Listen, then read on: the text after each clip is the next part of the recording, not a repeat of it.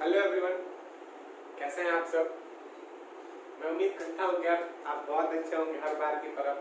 और सच बताऊँ तो मैं ये डायलॉग बोलते बोलते बहुत बोर हो चुका हूँ। पता नहीं वो कौन से लोग होते हैं जो ऑनलाइन पढ़ाई कर लेते हैं या पूरा का पूरा कोर्स ऑनलाइन पढ़ा देते हैं। यार मेरे लिए तो बस एक दो चैप्टर पढ़ाना या पढ़ना मुश्किल हो जाता है, लेकिन फिर भी हमने बहुत खिलवाड़ किया प्रकृति के साथ, नेचर के साथ बहुत खेला है, हमने बहुत छेड़ा है उसको, तो उसका खामियाजा हमें भुगतना पड़ रहा है। मुझे लगा था कि कोचिंग्स खुल जाएंगे जुलाई के लास्ट तक या मिड जुलाई में, लेकिन अभी भी उम्मीद कम है। इसी की वजह से मजबूरन मुझे फिर आगे यही कंटिन्यू करना पड़ रहा है।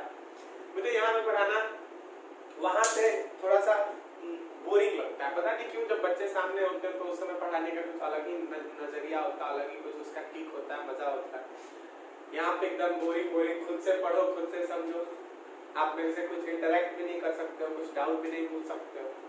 चलिए, ये सब बातें करने का समय नहीं है अभी, तो स्टार्ट करते हैं। आज हम क्या पढ़ने वाले हैं, एक मिनट में देखिए। तो सर आप तैयारी करके आ जाओ, तो हमारे पास उतना टाइम नहीं है कि हम आप खड़े हो और हम देखेंगे आप क्या पढ़ोगे। हाँ देखिए, आज का जो टॉपिक है हमारा ना बोर्ड के पॉइंट ऑफ व्यू से बहुत इंपॉर्टेंट है, बहुत इंपॉर्टेंट इन द सेंस। अभी तक हमने क्या पढ़ा था इलेक्ट्रिक फील्ड में, इलेक्ट्रिक फील्ड की अगर बात करूं मैं, तो अभी तक हमने electric field due to a point charge निकालना सीखा था। उसके बाद electric field due to a continuous charge distribution निकालना सीखा था हमने। उसमें हमने रॉड वाला क्वेश्चन किया था ना, एक रॉड पे एक रॉड थी, ठीक है, उस पे कुछ क्यू चार्ज डिस्ट्रीब्यूटेड था यूनिफॉर्मली, तो उससे x डिस्टेंस पे y डिस्टेंस पे एक जगह थी, वहां पे इलेक्ट्रिक फील्ड क्या हो रही थी, उसके लिए हमने सीखा था। फिर एक सेमी सर्कुलर वायर पे total charge uniform charge distribution था, तो हमको उस डिस्ट्रीब्यूशन की वजह से उसके सेंटर में जो टोटल इलेक्ट्रिक फील्ड था वो निकालना था, सीख लिया था हमने। उसके बाद क्वाड्रेंट वाला भी सीखा था हमने। उसके बाद sum for some random angle theta के लिए भी सीखा था ना, ऐसा वाला, अगर आपको याद हो तो आज का जो हम सीखने वाले हैं, आज जो हम इसमें देखेंगे, आज का हमारा टॉपिक जो होगा वो होगा due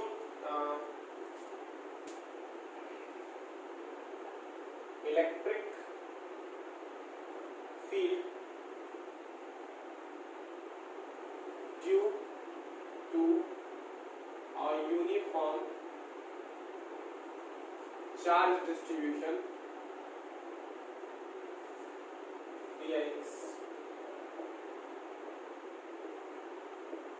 on a circular ring। अब की बात, हमारा जो रिंग है वो क्या है, कंप्लीट सर्कल है, पूरा का पूरा क्या है, सर्कुलर है, ठीक है। तो इस टॉपिक को हम चालू करते हैं। अभी तक हमने आधा वगैरह के बारे में पढ़ा था ना, आधा रिंग था, क्वाड्रेंट था। चलिए तो स्टार्ट करते हैं इस टॉपिक को। मैं थोड़ा सा अपने मार्करों में लिंक भर लूं,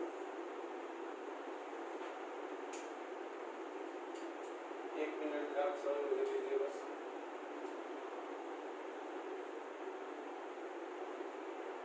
तो अगर आप अपने मन में एक रिंग इमेजिन कीजिए, रिंग, शादी वाली रिंग नहीं,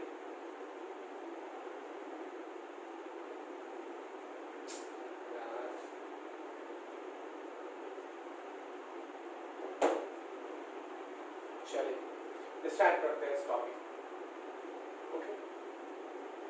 अब देखिए, रिंग एक मैं रिंग पहले बना लेता हूं। एक हमने रिंग यहाँ पे ऐसे बना ली, ठीक है। इस रिंग पे जो है, इस रिंग पे यूनिफॉर्म चार्ज डिस्ट्रीब्यूशन है, ठीक है।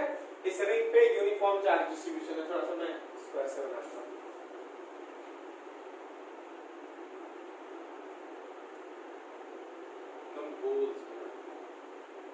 ऐसे, ठीक है। ये एक रिंग है, मान लेते हैं कि सम फॉर सम रेडियस r, इसकी रेडियस जो क्या है, कैपिटल R है। अब की बार जो चार्ज है इस रिंग पे यूनिफॉर्मली डिस्ट्रीब्यूटेड है, इस रिंग पे बराबर बराबर हिस्से में बटी हुई, ठीक है, बराबर ऐसे बटी हुई इस रिंग पे। Q चार्ज है कोई, मान लेते हैं Q चार्ज है, इस रिंग पे यूनिफॉर्मली डिस्ट्रीब्यूटेड है। तो हमको टोटल इलेक्ट्रिक फील्ड निकालने, तो आपके मन में सवाल आएगा ना, सर कहाँ पे टोटल इलेक्ट्रिक फील्ड निकाल ठीक है, कहां पे टोटल इलेक्ट्रिक फील्ड निकालनी है। तो वही हम बताने जा रहे हैं अभी कि कहां पे। इसमें भी इसके कुछ टाइप्स हो जाएंगे, ठीक है। वो टाइप्स क्या होंगे? पहला तो टाइप ये होगा कि आपको इसके सेंटर पे टोटल इलेक्ट्रिक फील्ड निकालनी है। What is net electric field at the centre? First, at centre. Second, ध्यान से सुनिएगा, second at the somewhere, SO, somewhere at the line या somewhere at the axis passing, PASSING, passing through, THROUGH, through center, CENTRE, center। और तीसरा at infinity। देखिए पहला वाला तो आपको बिल्कुल समझ में आ गया होगा, दूसरा और तीसरा में अभी समझ में आपको नहीं आ रहा होगा। अब देखो हम सबसे पहले निकालेंगे ये वाला, हालांकि है ये 2 नंबर पे, लेकिन सबसे पहले हम ये वाला निकालेंगे। ये निकाल लोगे तो आपको एक फॉर्मूला मिल जाएगा, और फॉर्मूला मिल जाएगा तो उसके बाद आप ये और ये दोनों निकाल सकते हो। देखो समझो बात को, एट सेंटर यानी कि सेंटर। अब सेंटर पे जो निकालने से पहले मैं आपको बता देता हूं कि सेंटर पे जो नेट इलेक्ट्रिक फील्ड होगा वो क्या होगा? 0 होगा। बोलो कैसे 0 होगा सर? देखो इसके चारों तरफ बराबर चार्ज बटा हुआ, ठीक है, इसके चारों तरफ बराबर चार्ज बटा हुआ, तो ये चार्ज जितना इधर इसको रिपेल कर रहा है उतना ये वाला चार्ज इसको इधर रिपेल कर रहा है, जितना ये इधर रिपेल कर रहा है उतना ये इधर, ऐसे जितना ये इधर रिपेल कर रहा है उतना ये इधर रिपेल कर रहा है। या अगर खींच भी रहे हैं, मतलब इलेक्ट्रिक फील्ड ये पॉजिटिव चार्ज है तो आउटवर्ड्स होगी ना, तो इस चार्ज की वजह से मान लेते हैं इलेक्ट्रिक फील्ड इधर है, तो उतनी ही कोई एक इधर सिमेट्रिक चार्ज होगा उसकी वजह से इलेक्ट्रिक फील्ड इधर होगी। यानी कि टोटल जो इलेक्ट्रिक फील्ड होगा इस ओवरऑल चार्ज डिस्ट्रीब्यूशन की वजह से वो यहाँ पे क्या हो जाएगा? 0 हो जाएगा। देखो यूनिफॉर्म डिस्ट्रीब्यूशन है, ऐसा नहीं है कि इस हिस्से में ज्यादा चार्ज है और इस हिस्से में कम चार्ज है, हर जगह बराबर चार्ज बटा हुआ है। ऐसे समझ लो ना यार, ऐसे समझ लो कि जैसे मान लेते हैं कि एक चार्ज Q है और एक यहाँ पे भी चार्ज Q है, और यहाँ पे मिड पॉइंट पे कोई तुमसे पूछता है कि what is net electric field, तो इस प्लस Q मान ले, ये भी प्लस है ये भी प्लस है, ठीक है। तो इसकी वजह से ये मिड पॉइंट है इन दोनों के बीच का, तो इसकी वजह से इलेक्ट्रिक फील्ड इधर होगा और इसकी वजह से इलेक्ट्रिक फील्ड क्या होगा? इधर होगा। और चूंकि ये दोनों क्या है? सेम मैग्नीट्यूड के और सेम डिस्टेंस के हैं, तो यहाँ पे इलेक्ट्रिक फील्ड का जो मैग्नीट्यूड इस डायरेक्शन में होगा वही इस डायरेक्शन में, यानी कि ओवरऑल क्या हो जाएगा? 0 हो जाएगा। उसी तरीके से जैसे मान लेते थे कि एक स्क्वायर हमने देखा था, Q Q Q और Q स्क्वायर है ये। अब यहाँ पे तो इसकी वजह से इलेक्ट्रिक फील्ड का डायरेक्शन क्या था? इस डायरेक्शन में, इसकी वजह से इलेक्ट्रिक फील्ड का डायरेक्शन इसकी वजह से इस डायरेक्शन में और इसकी वजह से इस डायरेक्शन में। स्क्वायर है, चारों चार्ज मैग्नीट्यूड ऑफ चार्ज चारों कॉर्नर्स पे सेम है, डिस्टेंस भी यहाँ से सेम है, तो नेट इलेक्ट्रिक फील्ड यहाँ पे क्या हो जाएगी? 0 हो जाएगी। उसी तरीके से यहाँ पे भी नेट इलेक्ट्रिक फील्ड क्या हो जाएगी? 0 हो जाएगा। हालांकि ये अभी कहने की बात है, मैं इसको प्रूव करके दिखाऊंगा, ठीक है। अब देखिए somewhere at the axis passing through the center, यानी कि सबसे पहले तो देखो axis passing through the centre का मतलब क्या होगा? Axis passing through the centre का मतलब ये होगा कि इसके सेंटर से जो लाइन गुजर रही है, इसके सेंटर से, यानी कि ये वाली लाइन, ये बाहर भी जा सकती है और ये इधर बोर्ड के अंदर भी जा सकती है। तो इस लाइन पे कहीं किसी डिस्टेंस पे, मान लेते हैं x डिस्टेंस पे, अब जब सवाल बनाएंगे तो उस समय x डिस्टेंस मान लेंगे, इस एक्सिस पे x डिस्टेंस पे इलेक्ट्रिक फील्ड क्या होगी? तो यही अगर डेरिवेशन मिल जाएगा तो हमको इससे ये वाला भी आ जाएगा आंसर और ये वाला भी आंसर आ जाएगा। कैसे? सबसे पहले इसके डेरिवेशन को करने की कोशिश करते हैं, ठीक है। चलिए मैं फिगर बना देता हूं।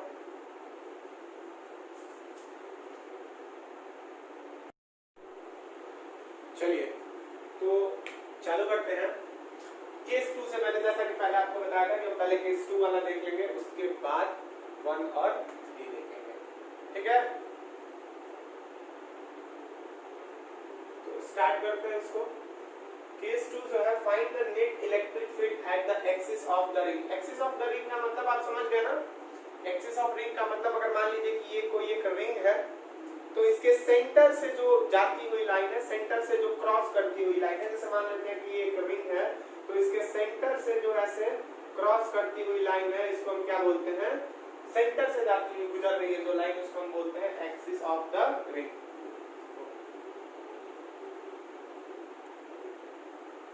तो सेंटर से लाइन गुजर रही ऐसे में, तो मान लीजिए ऐसे देखिए, ये मान लीजिए ये हो गया, तो रीडिंग में मैं बोर्ड पे ऐसे समझाने की कोशिश कर रहा हूँ। मान लीजिए यहाँ से ऐसे और फिर ये यहाँ से ऐसे, इस तरीके से जो लाइन क्रॉस कर रही है उसको हम क्या बोलते हैं, एक्सिस ऑफ द रिंग, मतलब उसके सेंटर से जाती हुई लाइन, ठीक है। अरे यार ऐसे समझो ना, एक गोल जैसे मान लो कि कोई चूड़ी है, ठीक है, वो चूड़ी के बीचों बीच जैसे मान लो कि तुमने कोई भी सीख या कुछ कोई भी तार पतला सा तार पास करा दे एकदम सेंटर से, उसको हम क्या बोलते हैं, एक्सिस। तो find the net electric field at the axis of the ring. तो देखिए आपको मैंने एक रिंग बनाई, ठीक है, उस पे क्यू चार्ज, उस पे क्यू चार्ज मैंने क्या किया, यूनिफॉर्मली डिस्ट्रीब्यूट कर दिया, ठीक है। इस रिंग की रेडियस को मान लेते हैं कि कैपिटल आर है, और ये जो लाइन है ये इसकी एक्सिस है, ठीक है। ये अंदर की तरफ इधर से निकली भी है, ठीक है, ये आगे भी गई है और ये पीछे भी गई है। तो इस एक्सिस पे कहीं पे हमको इलेक्ट्रिक फील्ड निकालना है। तो इस एक्सिस पे कहां पे इलेक्ट्रिक फील्ड हम निकालते हैं, तो मान लेते हैं कि इस एक्सिस, इसके सेंटर से x डिस्टेंस की दूरी पे कोई पॉइंट है, ये वाला पॉइंट, और यहाँ पे हमको क्या निकालना है, नेट इलेक्ट्रिक फील्ड इस रिंग की वजह से निकालना है। x डिस्टेंस की दूरी पे कोई पॉइंट है, समझ में आ रही बात, समझ रहे हो ना। यहां से इसके एक्सिस से, जैसे ये एक्सिस हो गया, तो इसके सेंटर से x डिस्टेंस की दूरी पे कोई एक पॉइंट है और वहां पे नेट इलेक्ट्रिक फील्ड निकालनी है।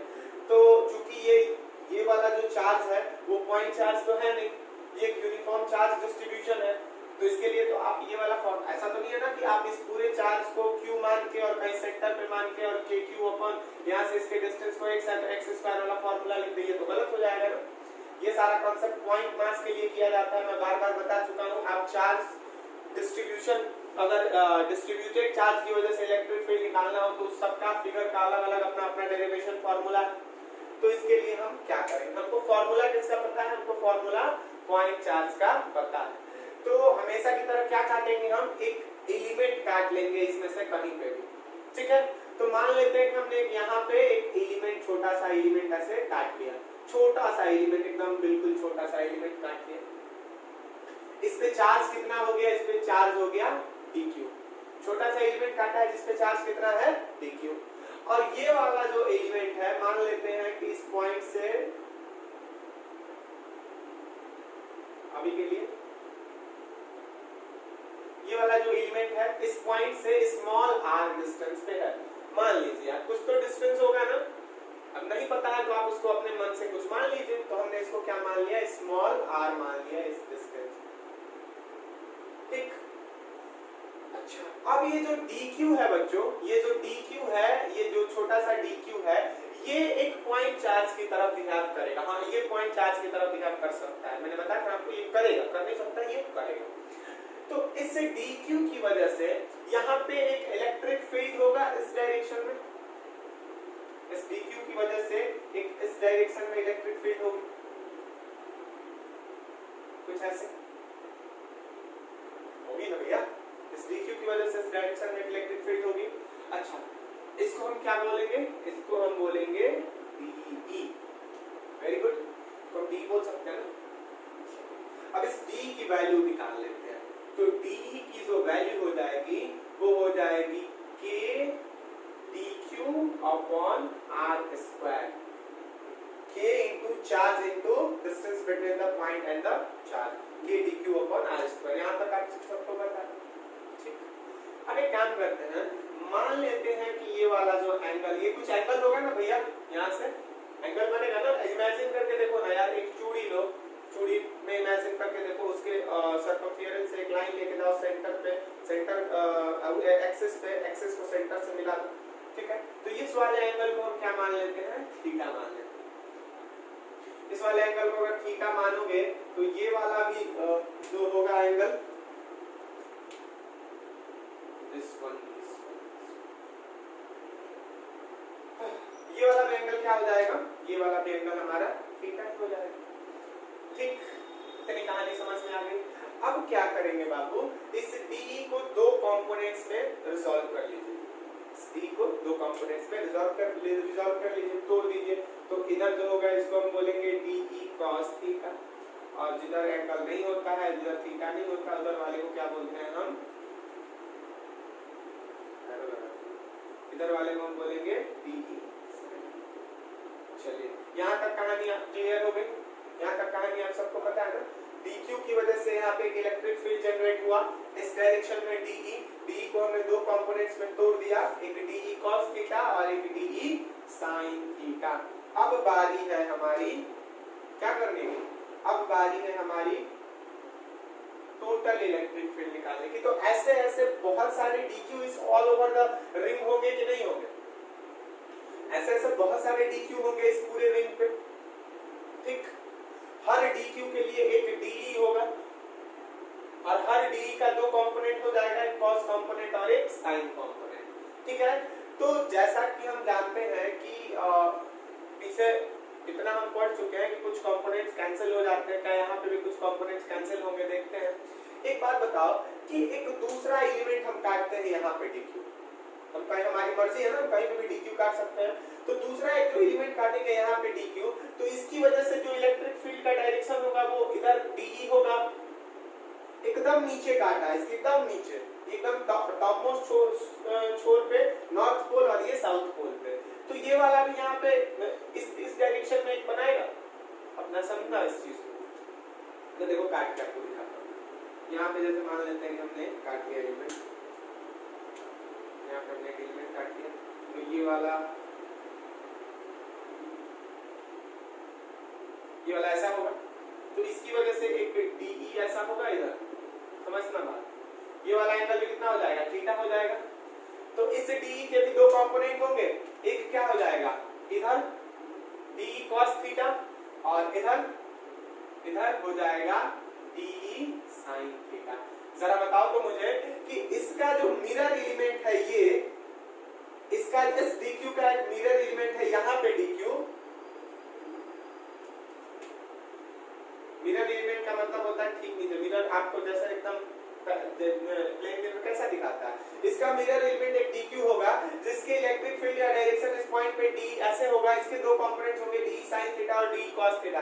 बताओ तो इन दोनों में से कोई कट रहा है क्या, बताओ, सोचो सोचो सोचो सोचो कि कोई ऐसी चीज है जो कट जा रही है। देखो ये de sin थीटा से de sin थीटा क्या हो जा रहा है, कैंसिल आउट हो जा रहा है, समझना इस चीज को। इसी तरीके से हर एक एलिमेंट के लिए एक दूसरा मिरर एलिमेंट होगा ही होगा। देखो ऐसे समझो, ये एक रिंग है, ये तुम्हारे सामने मैं समझा रहा हूँ, ये एक ऐसे रिंग है, गोल सी रिंग है, एक एलिमेंट तुमने यहाँ पे काटा, एक एलिमेंट तुमने यहाँ पे काटा, समझना इस चीज को। तो इसकी वजह से एक्सिस पे d का डायरेक्शन ये और इसकी वजह से एक्सिस पे d का डायरेक्शन ये, ऐसे देखो ये d के डायरेक्शंस हो गए ना, ठीक। तो ये उन दोनों का क्या होगा, cos कंपोनेंट होगा सामने की तरफ, देखो ऐसे, ये एक dq की वजह से और ये दूसरे dq की वजह से, तो इनका cos कंपोनेंट ऐसे और इनका sin कंपोनेंट एकदम ऐसे। तो ये sin कंपोनेंट से sin कंपोनेंट क्या हो जाएगा, कैंसिल आउट हो जाएगा, सबके लिए होगा। ऊपर नीचे से देख लो, अभी जो हमने यहाँ पे ऊपर नीचे दिखाया है, तो ऊपर वाले की वजह से ऐसे इस डायरेक्शन में और नीचे वाले की वजह से इस डायरेक्शन में, ठीक है। अब देखो इनका cos कंपोनेंट ऐसे और इनका sin कंपोनेंट एकदम ऐसे, तो ये दोनों कैंसिल आउट हो गए, वही तो काम किया हमने। यहाँ पे देखो समझ जाओ, ठीक। तो अब जो होगा टोटल जो नेट ई होगा वो किसके बराबर होगा, नेट ई जो होगा वो हो जाएगा integration of de cos theta E is equal to integration of de cos theta. Okay, यानी कि d की जगह पे लिख देते हैं हम, d की जगह पे हम लिख देते हैं k dq cos theta by r square का इंटीग्रेशन। समझ में आई ये कहानी? अरे यार d की जगह पे हमने ये वैल्यू रख दी, बस कुछ रॉकेट साइंस थोड़ी बढ़ा दिया मैंने। अब देखो एक बात मैं आपको यहाँ पे बता देता हूँ कि चाहे तुम कोई भी एलिमेंट काट लो, बाबू कोई भी एलिमेंट काट लो, मैं यहाँ पे लिख दे रहा हूँ, ऊपर यहीं पे लिखता हूँ, नीचे दिख रहा है ना आपको, यहाँ पे मैं लिख रहा हूँ, यहाँ पे फॉर एनी एलिमेंट आर, कोई कोई भी एलिमेंट काट लो, इस रिंग के रेडियस की वैल्यू कांस्टेंट ही रहेगी। स्मॉल आर, कोई भी एलिमेंट काट लो, यहां इस पॉइंट से उसकी दूरी देखना, समझना, एक रिंग है, समझो इसको, एक ऐसे रिंग है, गोल सी रिंग है, और उसके एक्सिस पे कोई एक्स डिस्टेंस पे कोई पॉइंट है यहाँ पे। अब तुमने एलिमेंट ऊपर काटा है तो यहाँ से ये वाली दूरी, एक एलिमेंट तुमने यहाँ पे काटा है तो ये वाली दूरी, एक एलिमेंट तुमने नीचे से काटा है ये वाली दूरी, यानी कि यहाँ से देखो, ये तो मैंने ऐसा बताया ना, ये एक्चुअल में तो ये सर्कल होगा, तो ऊपर से ऐसे साइड से, इस साइड से, नीचे से सब दूरियां क्या होगी, सेम होगी, यानी कि r की भी वैल्यू क्या होगी, कांस्टेंट ही होगी, r, ठीक है। अच्छा, उसके बाद एक और चीज, थीटा भी कांस्टेंट ही हो गया, जितना किसी भी एलिमेंट के लिए, जैसे देखो, ऐसे देखो यहां पे, तो तुम ये तुम्हारा ये वाली एक्सिस वाली लाइन है, तो ये तुम कहीं से भी लेके जाओ, यहां से लेके, जैसे देखो ये ऐसे देखो, ये समझना है इस चीज को। देखो मैं एक मार्कर की वजह से हेल्प से तुम लोगों को समझाता हूँ, मार्कर या पेन मिल जाए तो ज्यादा अच्छा है। पेन, हाँ देखो, ये मान लेते हैं कि ये एक्सिस वाली लाइन है, तो तुम और ये कोई पॉइंट है जहां पे मेरी उंगली है ना, ये कोई पॉइंट है मान लेते हैं, तो यहां से ये वाला एंगल देखो,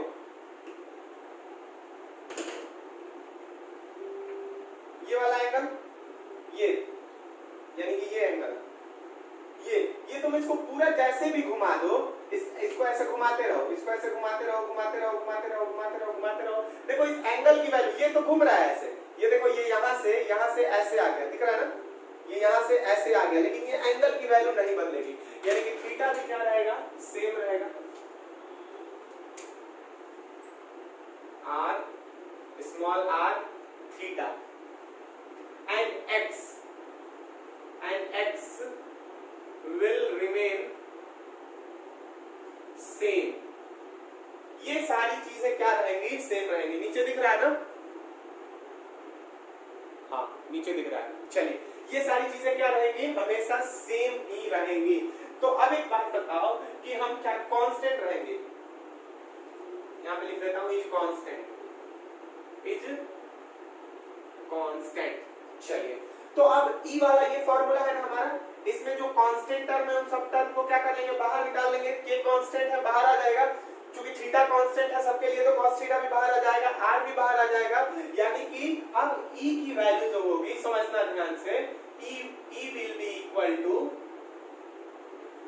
के बाहर निकाल लो, उसके बाद cos थीटा बाहर निकाल लो, उसके बाद r स्क्वायर बाहर निकाल लो। हाँ, तो यहाँ से के को बाहर, जैसा मैंने बताया, के को बाहर निकाल दो, cos थीटा को बाहर निकाल दो, r स्क्वायर को बाहर निकाल दो, ठीक है, r भी कांस्टेंट है ना, यानी कि अब सिर्फ इंटीग्रेशन किसका होगा, अब सिर्फ इंटीग्रेशन होगा dq का। अब dq का इंटीग्रेशन का मतलब यही ना हो गया कि जितने भी dq है यहाँ पे, जितने भी यहाँ पे dq है उन सबको क्या कर देना है, जोड़ देना है, जितने भी dq है उन सबको जोड़ देना है। तो टोटल अगर dq तुम जोड़ोगे, देखो आप यहाँ पे फॉर्मूला अगर टोटल dq किसके बराबर हो जाएगा, कितने dq को तुमने बांटा है, कितने चार्ज को तुमने बांटा है, q चार्ज को बांटा है, यानी कि sum of dq will be equal to q, यानी कि E का जो फॉर्मूला हो गया k q cos theta by r, q d integration of dq के बदले हमने क्या लिख दिया, टोटल q, यानी कि capital Q, k q cos theta upon r।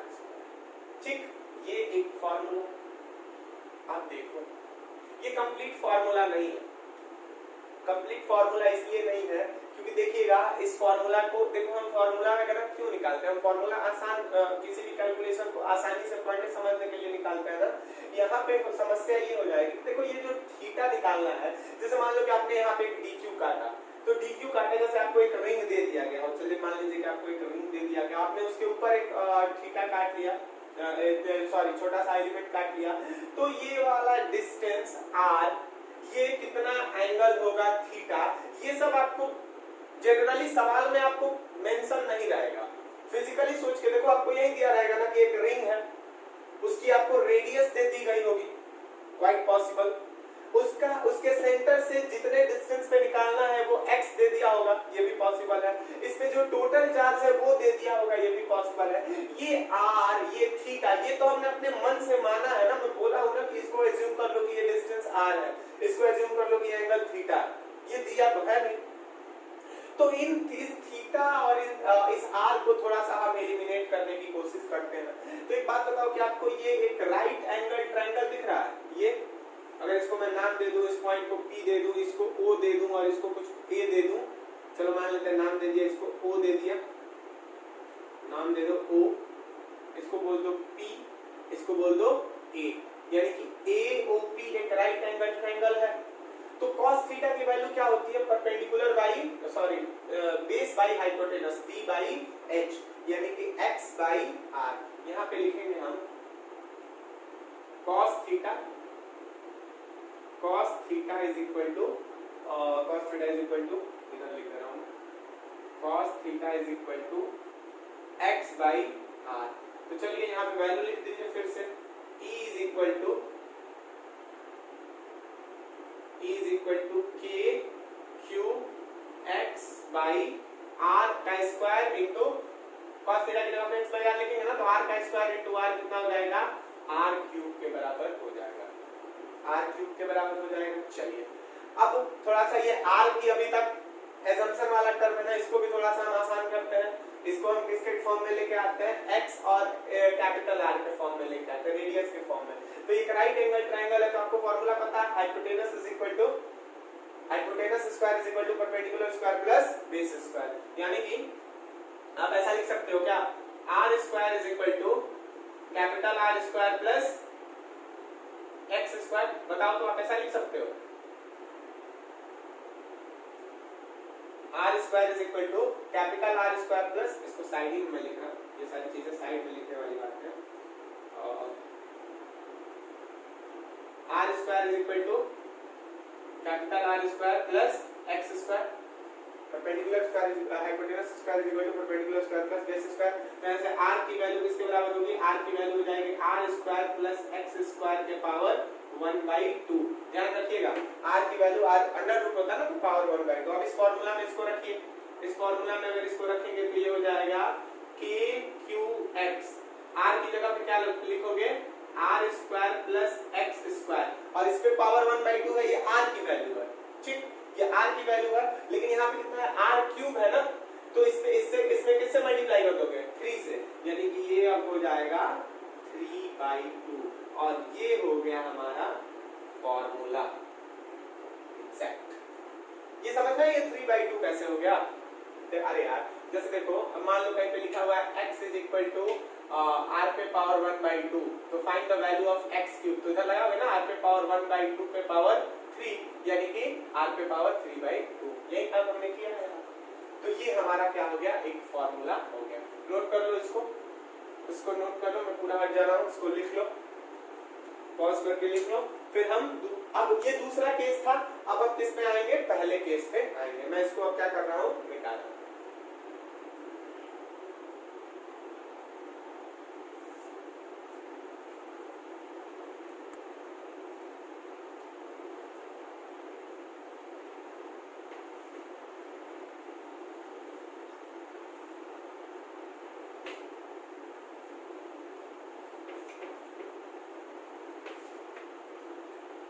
सावन का महीना चल रहा है और लगता है कि इस बार बाबा धाम वाला पेड़ा खाने को नहीं मिलेगा। महादेव का महीना है, लेकिन लॉकडाउन की वजह से कांवड़ यात्रा पे रोक है। चलिए केस 1, CASE केस 1। अब देखो केस 1 क्या था, फॉर्मूला मैं लिख दे रहा हूं। हाँ, तो E इज इक्वल टू क्या था? E का फॉर्मूला हमने लिखा था, अभी फॉर्मूला याद है आपको? E का, E के लिए हमने लिखा था KQX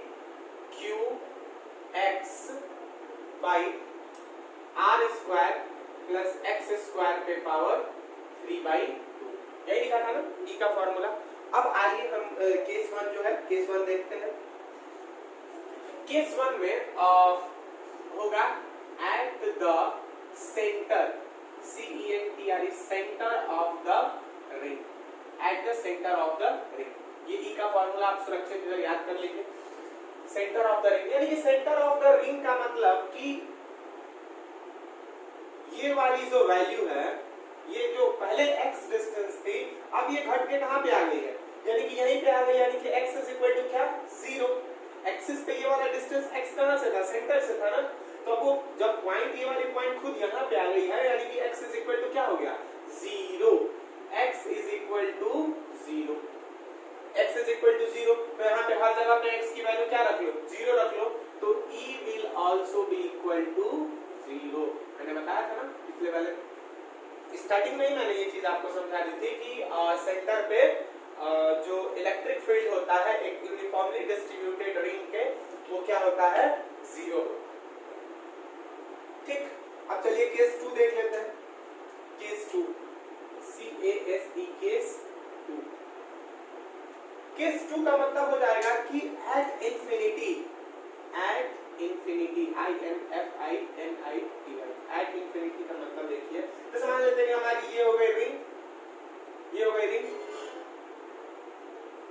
ये रिंग हो गई, और ये जो पॉइंट है हमारा यहाँ से एकदम दूर इंफिनिटी पे है, यहाँ से वो पॉइंट कहाँ पे है, इंफिनिटी पे है, यानी कि अब x की जगह पे क्या लिख दोगे आप, इंफिनिटी लिखोगे, यानी कि देखो यहाँ पे ऊपर x है और x यहाँ पे नीचे भी है, समझना इस बात को ध्यान से, यहाँ पे x क्या है, नीचे भी है, तो नीचे है तो कहीं ना कहीं इंफिनिटी का स्क्वायर या इंफिनिटी जो भी टर्म होगा, यहाँ पे नीचे इंफिनिटी रखोगे, और कहीं पे भी आप देख लो कि जहां पे रेसिप्रोकल में इंफिनिटी आ जाती है, कुछ भी मान लेते हैं कि x y z कुछ भी है, अगर नीचे इंफिनिटी आ गया, x by infinity y by कुछ भी, तो उसकी वैल्यू क्या हो जाती है, 0 हो जाती है, उसकी वैल्यू क्या हो जाती है, 0, यानी कि at infinity x is equal to infinity, तो E will also be equal to 0। इसको देखो मैं एक और टर्म से समझाता हूँ, तो देखो बहुत ध्यान से, दिलचस्प फॉर्मूला होने वाला है।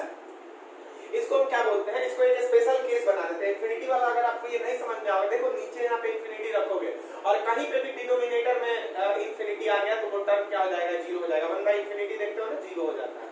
देखिए ऐसे, देखिए इसको मैं ऐसे समझा रहा हूँ,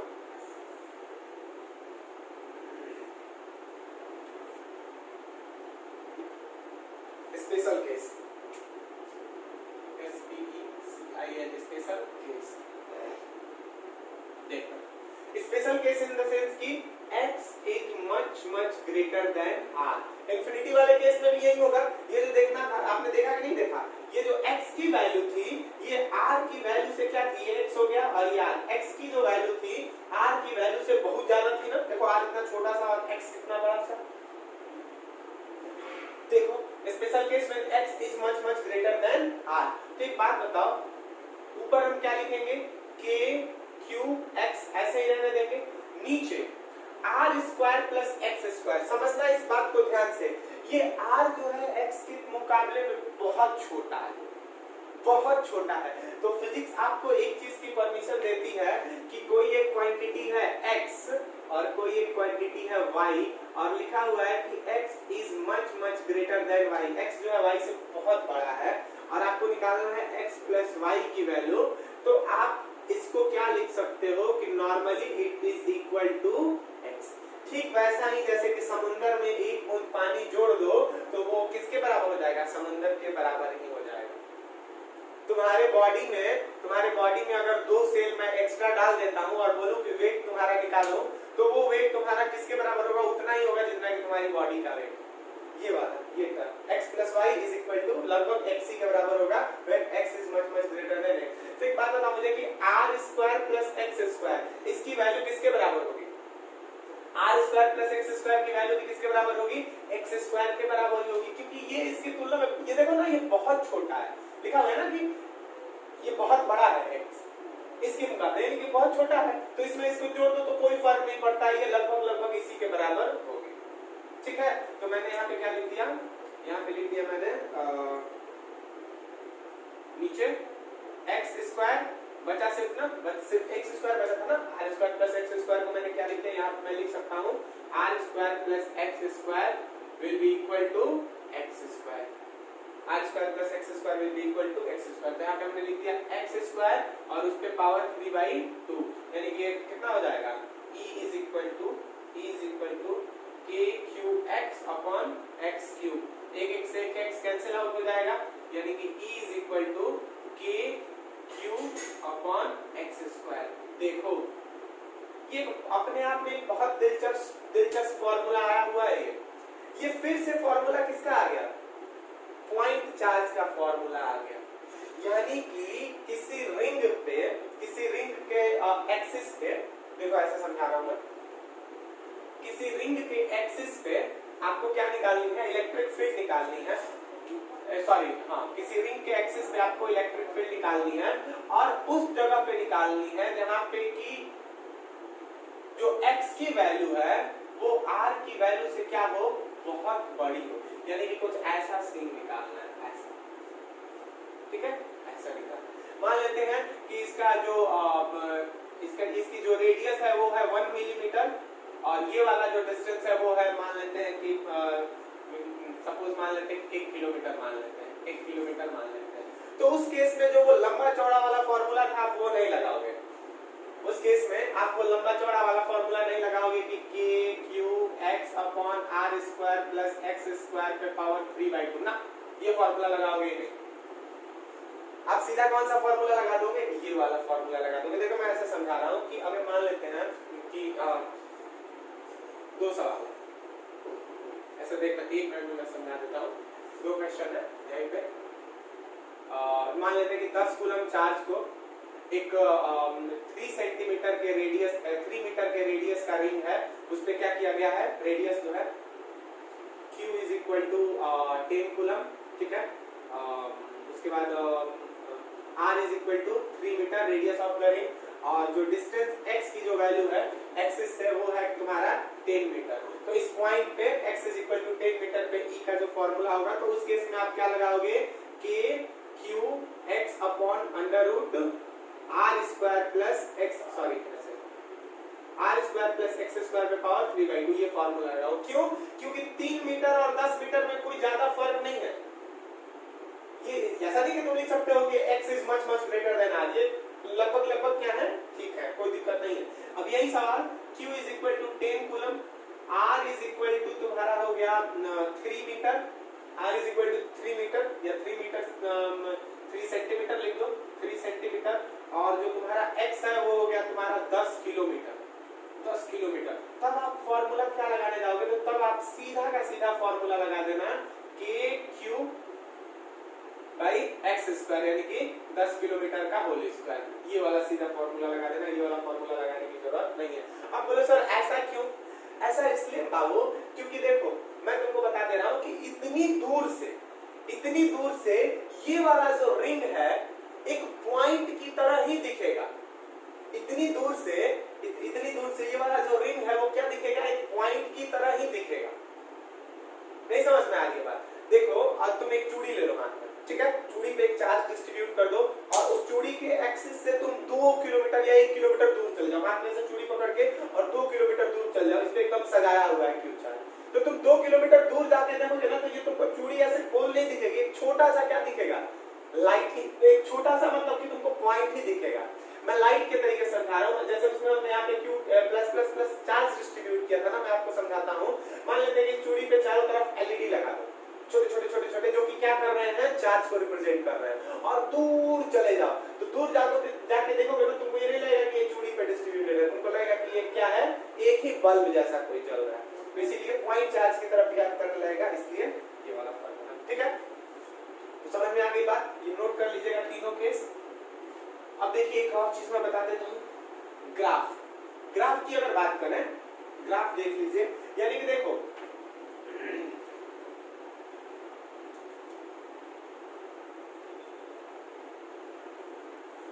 ग्राफ यानी कि E versus x graph, E यानी कि इलेक्ट्रिक फील्ड और x यानी कि डिस्टेंस फ्रॉम द सेंटर।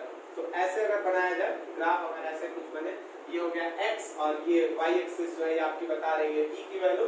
तो देखो 0 पे क्या था, 0 पे इलेक्ट्रिक फील्ड भी क्या था, 0 था, ठीक है। और जैसे जैसे बढ़ते गए वैसे वैसे बढ़ते गए, लेकिन इसके साथ प्लस पॉइंट ये हुआ है कि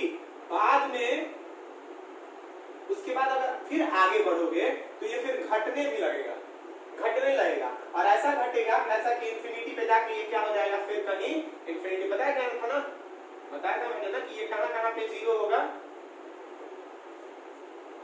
ये x इज इक्वल टू 0 पे भी e इज इक्वल टू 0 होगा, और x is equal to infinity पे भी e इज इक्वल टू क्या हो जाएगा, 0 ही हो जाएगा। तो ये ग्राफ इसका कुछ ऐसा बनेगा, ऐसा इस तरीके से, इंफिनिटी पे भी ये कहीं जाके फिर से क्या हो जाएगा, 0 ही हो जाएगा। ठीक है, ऐसा ग्राफ इसका बनेगा। अब देखो एक इसमें इंपॉर्टेंट बात ये बोर्ड के पॉइंट ऑफ व्यू से बहुत इंपॉर्टेंट है, मैं आप लोगों को बता देता हूं। पूछा जाता है कि where will e be maximum, e की मैक्सिमम वैल्यू कहां पे होगी, यानी कि ये वाली जो वैल्यू है, ये वाली यहां पे दिख रही है ना आपको कि यहां पे e क्या होगा, मैक्सिमम होगा।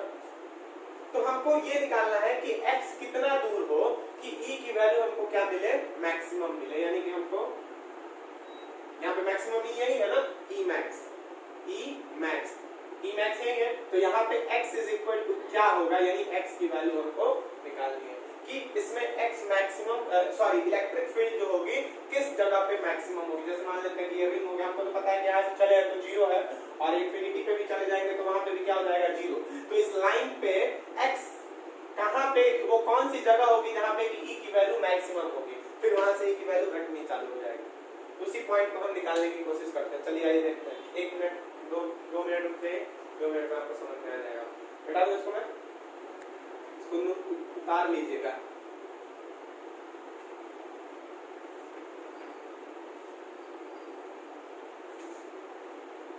Where will e be maximum? Where will e be maximum? तो e का फॉर्मूला मैं आपको लिख दे रहा हूँ, e is equal to k q x upon r square plus x square पे पावर 3/2। अब एक बात मैं आपको बताऊं, कोई एक क्वांटिटी है y, ठीक है, जो कि x पे डिपेंडेंट है, x पे क्या है, डिपेंडेंट है। तो y max की वैल्यू आपको पता है कहां पे मिलती है, डिफरेंशिएशन में आपने अगर नहीं पढ़ा है तो इस चीज को याद कर लीजिए। अगर आप 11th में इस चीज को नहीं पढ़े हैं तो याद कर लीजिए, रख लीजिए कि dy by dx की जो वैल्यू 0 होगी जहां पे, वहीं पे y की वैल्यू क्या हो जाएगी, मैक्सिमम हो जाएगी। यानी कि इस y को इंटीग्रेट डिफरेंशिएट कर देंगे और डिफरेंशिएशन इज इक्वल टू 0 लिख देंगे, वहां पे उस जगह पे y की वैल्यू क्या हो जाती है, मैक्सिमम हो जाती है। आपको अगर नहीं पता है तो इसमें मैं विशेष लेक्चर बना दूंगा, क्लास 11 की ये चीज है इंटीग्रेशन डिफरेंशिएशन की, कि y is equal to maximum कहां पे होता है, dy by dx is equal to 0 पे। ठीक है, तो यहाँ पे e मैक्सिमम कहां होगा, अच्छा देखो ये e जो है किस पे डिपेंड किस पे डिपेंड कर रहा है, k कांस्टेंट है, q कांस्टेंट है, r कांस्टेंट है, x पे वैरी कर रहा है ना, तो लिखेंगे कि e is maximum at dE by dx is equal to 0। यहाँ चलिए तो सॉल्व करते हैं। dE by dx यानी कि d k q x upon r square plus x square के power 3/2 upon dx is equal to 0। अब इसको क्या करना है, x के टर्म में इंटीग्रेट करना है, इंटीग्रेशन करना है। इंटीग्रेशन किसका करना है, k q x upon r square plus x square का, इस r square plus x square पे पावर 3/2 का क्या करना है, इंटीग्रेशन डिफरेंशिएशन करना है, सॉरी डिफरेंशिएशन करना है। अब डिफरेंशिएट करते हैं, तो चलिए आपको डिफरेंशिएशन का मैं फार्मूला यहाँ पे लिख दे रहा हूँ, देखिएगा। अगर कहीं पे लिखा, इसमें दो टर्म है ना, देखो u by v है ना, तो अगर कहीं पे लिखा हुआ है कि d u by v upon dx, u by v का अगर डिफरेंशिएशन करना हो तो आपको याद है कैसे किया जाता था, इसको लिखते थे हम v into u का differentiation minus u into v का differentiation divided by v square, divided by, ठीक है। तो वही टर्म इसमें भी मान लेते हैं। अच्छा एक चीज और मैं आपको बता देता हूँ, एक चीज और बता देता हूँ आपको कि ये वाला जो टर्म है, ये वाला जो टर्म है, इसको अगर डिफरेंशिएट करोगे तो ये k और q तो कांस्टेंट है, तो k और q ऐसे क्या हो जाएगा, k q बाहर आ जाएगा।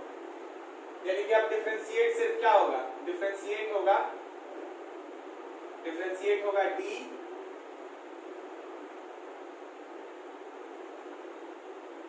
x अपॉन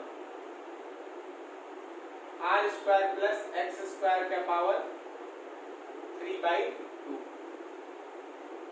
किसके टर्म में, dx के टर्म में। सिर्फ यही डिफरेंशिएट होगा ना, k क्यू हमने क्या कर लिया, बाहर निकाल लिया। अरे भैया k क्यू बाहर निकाल लो तो अब डिफरेंशिएशन सिर्फ इसी, क्या से k क्यू अगर बाहर निकाल लोगे तो इसी का डिफरेंशिएशन होगा। अब एक काम करते हैं, यहाँ पे मैं की सुविधा के लिए लिख दे रहा हूँ, x को मान लो u, ऊपर वाले को मान लो u, और r square plus x square पे पावर 3/2 को मान लो v। अब बना लो, बना लो तो बना लो तो ये क्या हो जाएगा, k क्यू आपका बाहर दिखेगा, k क्यू बाहर रहेगा। ठीक, सॉल्व करते हैं। नीचे क्या है हमारा, नीचे v स्क्वायर है ना, तो v स्क्वायर यानी कि इतने का स्क्वायर, तो इतने का स्क्वायर जब करोगे तो ये कितना हो जाएगा, स्क्वायर करोगे तो 2 से 2 कट जाएगा, यानी कि r square plus x square पे पावर 3, ये ऐसा रह जाएगा ना। अरे भैया v स्क्वायर है ना, तो v स्क्वायर ये इस तरीके से कुछ, इसका इस पे पावर 2, इस पे 2 से फिर मल्टीप्लाई करोगे तो 2 से 2 कट जाएगा। अब देखो ऊपर हम रख देंगे v है ना, पहले v रखना है, यानी कि r square plus x square पे पावर 3/2। ठीक है, r square plus x square पे पावर 3/2 इनटू x का डिफरेंशिएशन। तो x का डिफरेंशिएशन क्या हो जाएगा, x का डिफरेंशिएशन हो जाएगा 1, समझिएगा बात। तो माइनस, अब की बार x को ऐसे रख देंगे, x को हमने क्या कर दिया, ऐसे रख दिया। अब क्या बचा, अब क्या बचा, इसका डिफरेंशिएशन, यानी कि r square plus x square पे पावर 3/2 का डिफरेंशिएशन। तो ये कुछ इस तरीके से है ना, जैसे मान लेते हैं कि ax या ऐसे मान लो ना, डिफरेंशिएशन का फॉर्मूला पता है ना, x पे पावर n का क्या होता है, n into x पे पावर n minus 1।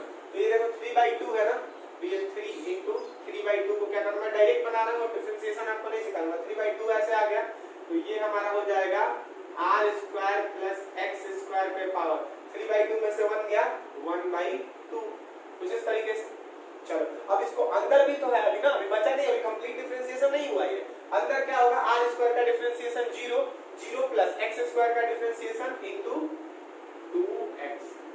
चलो तो ये क्या हो गया, 2 से 2 कैंसिल आउट हो गया, यानी कि अब ये जो बचा, अब हमारा जो आंसर आया वो आया k q, ठीक, ब्रैकेट में r square plus x square पे power 3/2 minus 3x square bracket में r square plus x square पे पावर 1/2।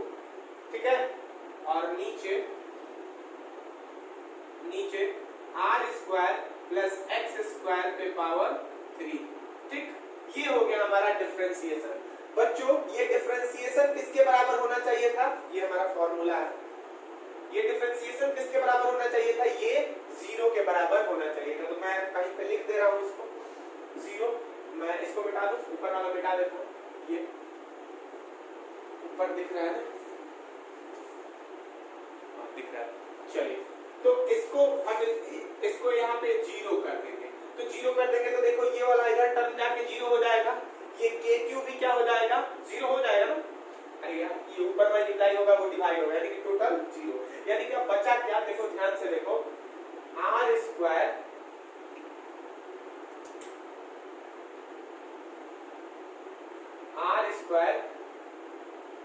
प्लस एक्स स्क्वायर पे power 3/2 minus 3x square r square plus x square पे power 1/2 is equal to 0। ये बच गया, दिख रहा है ना, ऊपर दिख रहा है आप लोगों को, नहीं ऊपर नहीं दिख रहा है, एक सेकेंड,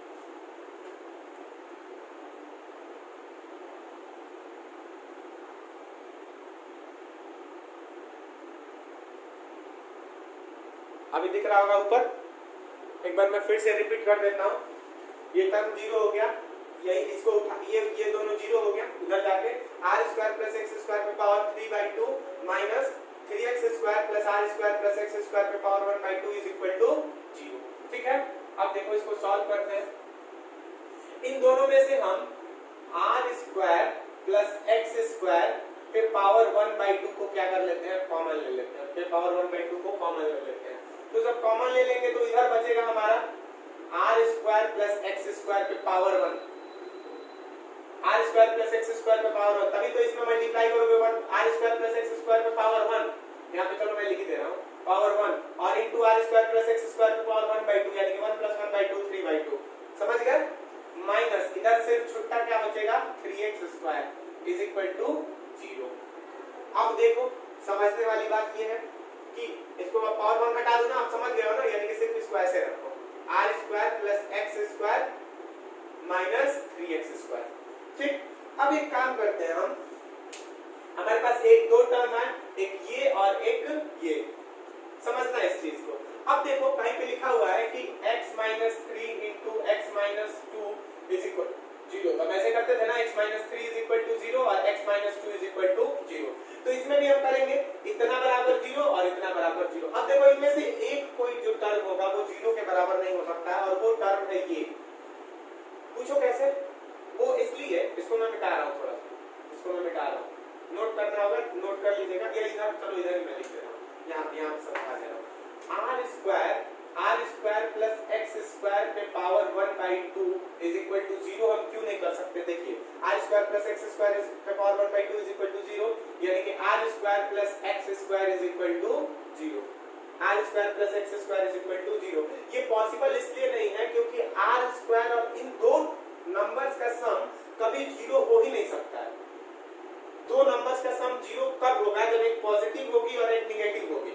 ये एक पॉजिटिव और एक नेगेटिव होगी, लेकिन यहाँ पे देखो r स्क्वायर, ये भी एक पॉजिटिव नंबर भी नहीं आएगा और x का स्क्वायर, यानी कि दोनों स्क्वायर ही है, और स्क्वायर नेगेटिव नंबर का हो या पॉजिटिव नंबर का, वो हमेशा पॉजिटिव ही आता है, और दो पॉजिटिव नंबर का सम कभी 0 आएगा नहीं आएगा, तो ये 0 नहीं हो सकता है, यानी कि 0 क्या होगा? ये 0 होगा। तो इसको लेके सॉल्व करेंगे तो r square plus x square minus 3x square is equal to 0। तो यहाँ से हमारा बन जाएगा ऐसे r square is equal to 4x square, r square is equal to 4x square. तो यहाँ से x square is equal to r square by 4, तो x is equal to plus minus r by, एक सेकेंड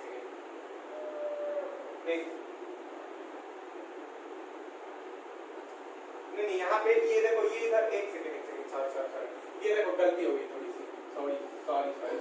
देखो ये x square minus 3x square है ना, तो r square minus 2x square is equal to 0। तो यहाँ से r square is equal to क्या हो जाएगा? इधर जाके प्लस है 2x स्क्वायर, यानी कि ये r स्क्वायर बाई 2, तो प्लस माइनस ये क्या हो जाएगा? √2, यानी कि x इज इक्वल टू अगर 1/√2 इंटू r, रेडियस के इस वाले टर्म पे की जो x की वैल्यू होगी वहां पे e क्या होगा? मैक्सिमम होगा, वहां पे e क्या होगा? मैक्सिमम होगा। अब देखो मैं समझाता हूँ, अगर कोई तुमसे पूछ दे, क्वेश्चन पूछ दे कि the radius of a ring is 10 centimetre, the radius of a ring is 10 centimetre, so where is the point on the axis where e is maximum? तो x की वैल्यू क्या कर दोगे? 1/√2 प्लस माइनस लगाना था, 1/√2 इंटू 10, यानी कि ये कितना हो जाएगा? प्लस माइनस 5√2 सेंटीमीटर, यानी कि नीचे दिख रहा है ना, plus minus 5√2 centimetre, plus minus 5√2 centimetre. यहाँ पे जो वैल्यू होगी वो क्या होगी? 0 होगी, मैक्सिमम होगी। तो चलिए मैंने इसको ऐसे बना दिया, ऐसे देखिए,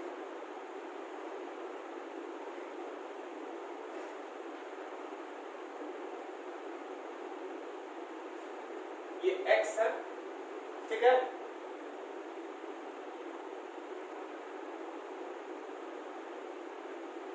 अरे जहां पे मैक्सिमम है ये वाली वैल्यू, यहाँ पे x इज इक्वल टू क्या हो जाएगा? Plus minus r/2।